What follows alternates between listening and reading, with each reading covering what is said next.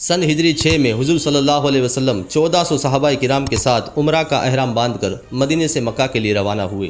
جب آپ صلی اللہ علیہ وسلم کا قافلہ مقام اسفان کے قریب پہنچا تو ایک شخص یہ خبر لے کر آیا کہ کفار مکہ نے تمام قبائل عرب کے کافروں کو جمع کر کے یہ کہہ دیا ہے کہ مسلمانوں کو ہرگز مکہ میں داخل نہ ہونے دیا جائے۔ ادھر خالد بن ولید اور ابو جہل کا بیٹا اکرمہ یہ دونوں 200 چنے ہوئے سواروں کا دستہ لے کر مقام غمیم تک پہنچ گئے۔ جب حضور صلی اللہ علیہ وسلم کو راستے میں خالد بن ولید کے سواروں کی گرد نظر آئی تو آپ صلی اللہ علیہ وسلم نے راستے سے ہٹ کر اپنا سفر شروع کر دیا اور آگے بڑھے مقام حدیبیہ میں پہنچ کر پڑاؤ ڈالا۔ حضور صلی اللہ علیہ وسلم نے یہ دیکھا کہ کفار قریش کا ایک عظیم لشکر جنگ کے لیے آ رہا ہے اور ادھر یہ حال ہے کہ سب لوگ احرام باندھے ہوئے ہیں، اس حالت میں جوئی بھی نہیں مار سکتے، تو آپ نے مناسب سمجھا کہ کفار مکہ سے بات چیت کرنے کے لیے کسی کو مکہ بھیج دیا جائے۔ تو آپ نے حضرت عثمان رضی اللہ تعالیٰ عنہ کو مکہ بھیجا۔ انہوں نے مکہ پہنچ کر کفار قریش کو حضور صلی اللہ علیہ وسلم کے صلح کا پیغام پہنچایا۔ حضرت عثمان رضی اللہ تعالیٰ اپنی مالداری اور اپنے قبیلے والوں کی حمایت سے کفار قریش کی نگاہوں میں بہت زیادہ معزز تھے، اس لیے کفار قریش ان پر کوئی دراز دستی نہیں کر سکے، بلکہ ان سے یہ کہا کہ ہم آپ کو اجازت دیتے ہیں کہ آپ کعبے کا طواف اور صفا مروہ کی سعی کر کے اپنا عمرہ ادا کر لیں، مگر ہم محمد کو کبھی ہرگز کعبے کے قریب نہ آنے دیں گے۔ حضرت عثمان نے انکار کر دیا اور کہا کہ میں بغیر رسول اللہ صلی اللہ علیہ وسلم کو ساتھ لیے کبھی ہرگز اکیلے اپنا عمرہ نہیں ادا کر سکتا۔ یہ بات سن کر کفار نے آپ کو مکہ سے روک لیا، مگر حدیبیہ کے میدان میں یہ خبر مشہور ہو گئی کہ کفار قریش نے ان کو شہید کر دیا۔ حضور صلی اللہ علیہ وسلم کو جب یہ خبر پہنچی تو آپ نے فرمایا کہ عثمان کے خون کا بدلہ لینا فرض ہے۔ یہ فرما کر آپ ببول کے درخت کے نیچے بیٹھ گئے اور صحابہ کرام سے فرمایا کہ تم سب لوگ میرے ہاتھ پر اس بات کی بیعت کرو کہ آخر دم تک تم لوگ میرے وفادار اور جانثار رہو گے۔ تمام صحابہ کرام نے نہایت ہی ولولہ انگیز جوش و خروش کے ساتھ جانثاری کا عہد کرتے ہوئے حضور صلی اللہ علیہ وسلم کے دست حق پرست پر بیعت کر لی۔ یہی وہ بیعت ہے جس کا نام تاریخ اسلام میں بیعت الرضوان ہے۔ لیکن بیعت الرضوان ہو جانے کے بعد پتہ چلا کہ حضرت عثمان کی شہادت کی خبر غلط تھی۔ وہ باعزت طور پر مکہ میں زندہ و سلامت تھے اور پھر وہ حضور صلی اللہ علیہ وسلم کی خدمت میں حاضر ہو گئے۔ اس کے بعد حدیبیہ میں کفار قریش میں سے سب سے پہلا شخص جو حضور صلی اللہ علیہ وسلم کی خدمت میں حاضر ہوا وہ بدل بن ورقہ خزائی تھا۔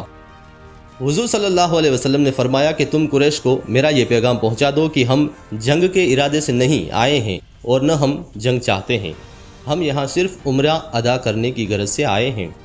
جب وہ شخص وہاں گیا اور سب بات بتائی، یہ سن کر قبیلہ قریش کا ایک سردار عروہ بن مسعود صفقی کھڑا ہو گیا اور اس نے کہا کہ اے قریش، محمد صلی اللہ علیہ وسلم نے بہت ہی سمجھداری اور بھلائی کی بات پیش کر دی ہے، میں مسلمانوں سے بات چیت کرنے جاتا ہوں۔ عروہ بن مسعود وہاں سے چل کر حدیبیہ کے میدان میں پہنچا اور حضور صلی اللہ علیہ وسلم کو مخاطب کر کے یہ کہا، اے محمد صلی اللہ علیہ وسلم، آپ کے ساتھ جو یہ لشکر ہے وہ سب آپ کو تنہا چھوڑ کر بھاگ جائیں گے۔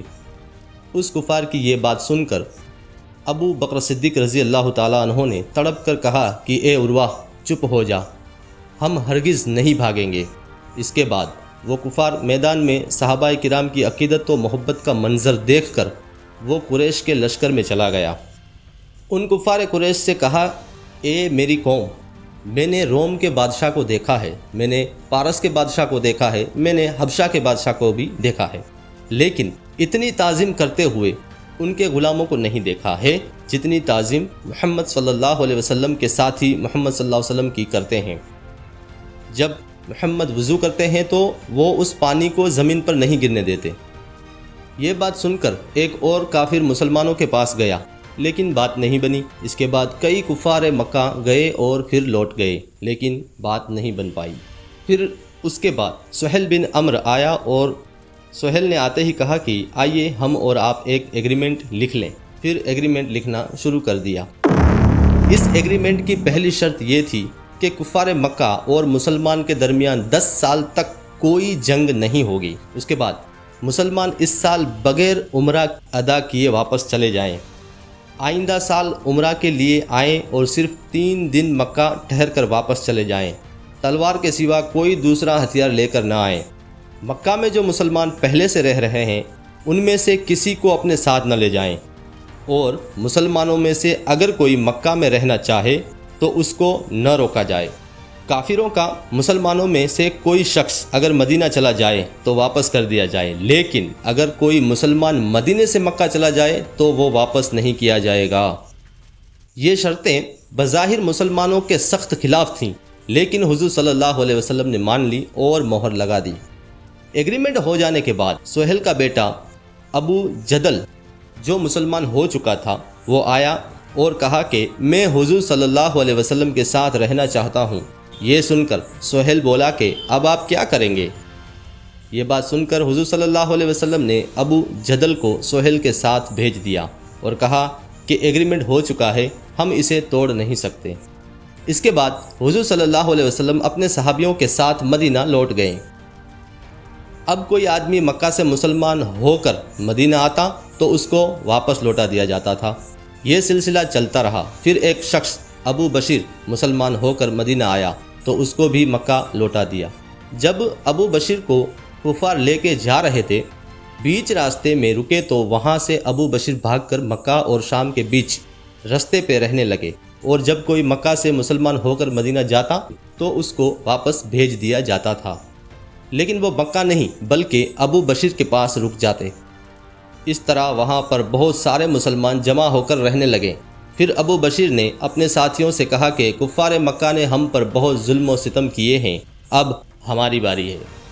اور ایک پلان بنایا گیا کہ جب بھی کفار مکہ ملک شام سے تجارت کر کے لوٹے تو ہم اس کو لوٹ لیں گے۔ انہوں نے کفار مکہ کے کئی قافلوں کو لوٹا۔ اس کی وجہ سے کفار مکہ کو کروڑوں کا نقصان ہونے لگا۔ پھر کفار مکہ نے پہلی شرط رد کر دی اور کہا کہ کوئی مکہ سے مسلمان ہو کر مدینہ جائے تو خوشی خوشی وہاں رہنے دیں۔ پھر ابو بشیر اور ان کے ساتھ مسلمان تھے وہ مدینہ چلے گئے اور وہاں رہنے لگے۔ اب 10 سال تک کفار مکہ سے کوئی جنگ نہیں ہونے والی تھی۔ سبسکرائب۔ نیکسٹ پارٹ، پہلی بار عرب سے باہر حضور صلی اللہ علیہ وسلم کا پیغام۔